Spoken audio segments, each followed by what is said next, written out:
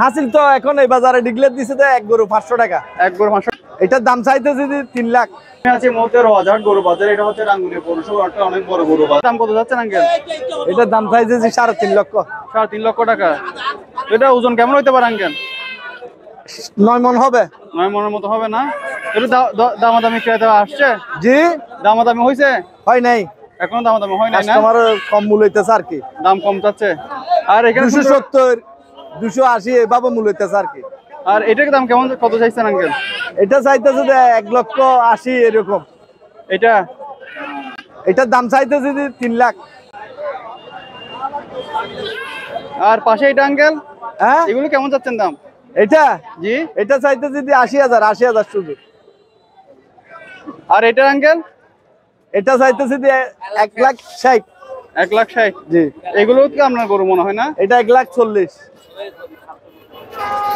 এটা 45। 1,45,000। এটা 1,45,000। তো আঙ্কেল আপনাদের এখানে হাসিল কেমন নেয়?